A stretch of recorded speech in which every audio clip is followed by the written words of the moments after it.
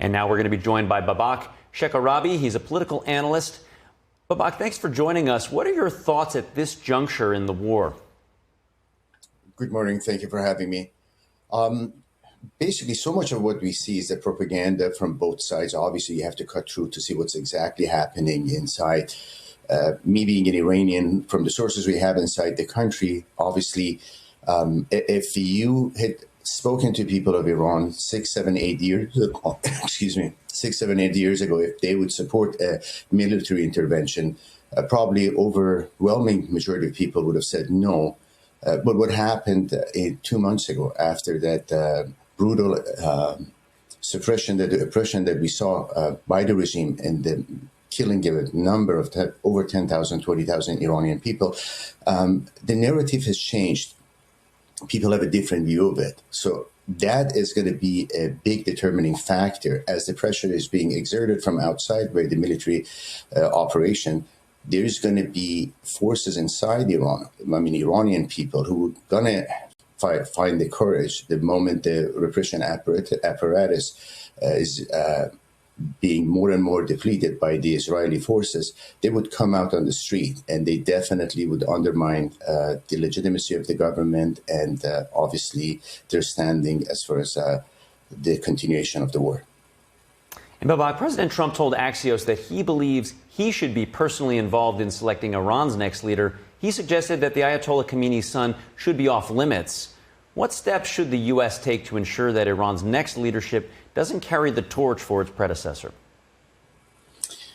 I think President Trump obviously is following a grand strategy of encountering China. So in that aspect, the U.S. is trying to come to the quickest conclusion to this war.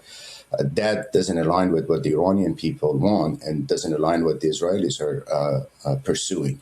Iranian people want to get over this regime in every shape or form of it. So do Israelis. And I think at one point, it's going to be Iranians who's going to choose their new leadership. It's well possible that the U.S. come to some sort of agreement with the faction of the regime inside Iran to end the war. But I think from that point on, the torch is going to be carried by Iranian people to overthrow the regime in entirety. You know, and to that point, you know, we see these very large demonstrations in Canada, in the U.S., of Iranians who left.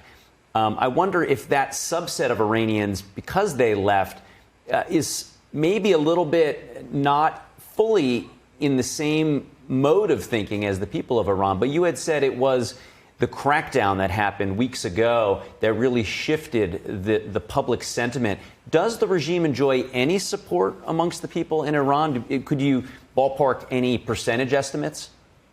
If I were to give you an estimate, there would have been 3 to 5% perhaps. And part of it is because the war started. Probably if the war hadn't started, the regime would have even less popularity, in my opinion. One thing you have to understand about Iranian society, for many years after the revolution in 1979, there were different factions of the opposition. Many of them were part of the revolution in 1979 and later had distanced themselves from the regime, but still were following the same narrative and discourse. In past 3-4 years, what we've noticed is son of the late Shah of Iran, Prince Reza Pahlavi, has become essentially the only figure Iranian people have called his name inside Iran and outside of Iran. Inside Iran, obviously, despite the fact that they're being killed, there were live ammunition being shot at them, still they were calling his name. There have been many changes that I'm not sure if the Western society noticed it. Giving you an example, when it came to the burial of the people who were murdered by the regime, not even one single image and video I've seen that they were burying them with the Islamic tradition. In many of them, they were holding the picture of Prince Reza Pahlavi and chanting his name, calling Javid Shah, long live the king. These are all indication that Iranian society as a whole has come to the conclusion. Now, some people in the West, they may say that not all the Iranians support him. Yeah, not all the Iranians support him. Not any political leader in anywhere in the world is going to enjoy the support of 100% of its population. We're in the midst of war and revolution all at the same time. And if people have the courage to chant his name and chant his name alone, that says a lot about him and his popularity and where the Iranian direction is going. Yeah, you see, without the religious element, you see a lot of parallels with what happened in Cuba, where there was an uprising because people felt that the government wasn't serving them well, and then they got a much worse sort of dictatorship.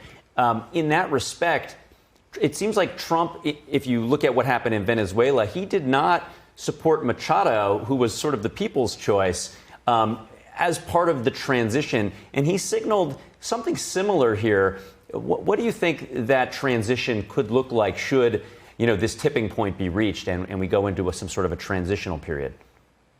Well, there are many differences between Iranian society and Venezuelan society.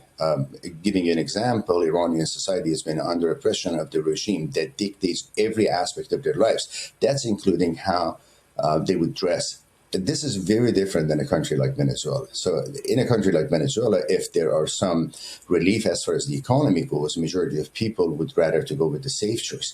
With Iranians, things have changed. Iranians are not going for the safe choice. Iranians are just going to, for once and for all, to get rid of the entire regime in any shape or form of it. So that's very different. When you look at it from that aspect, and then you look at what was in Iran prior to this, there was a country that had a great relationship, not only with its neighboring country, there was a freedom of religion. There was a great relationship with West as well as East. And remember, we lived during the Cold War. For a country in Middle East to be able to survive those days without any conflict with any faction of the world, whether East or West, and enjoy the friendly relationship with the West, give freedom to women, have the economy that was thriving and was had the highest economical growth in the world at the time. These were the steps being taken to go into the 21st century, to have a democracy like a Western democracy. Unfortunately, the Shah of Iran is being criticized for not having a similar democracy as the West had. But you have to remember and see that in the context of the history.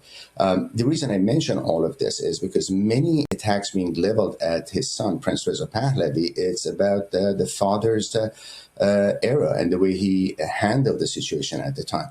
But for the Iranian people, it's a very, very, very clear that he was a good man who led the country. Unfortunately, there was a revolt that there are many historical evidence that the revolution in 1979 was led by many intelligence services around the world, including CIA. They received the help. It's unfortunate, but that's what happened.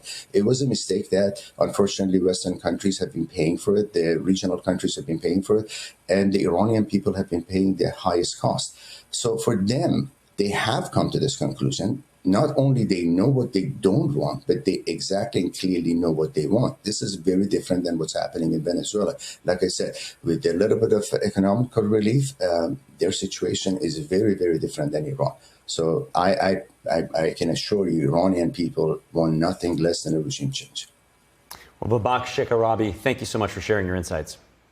Thank you for having me. Have a good day.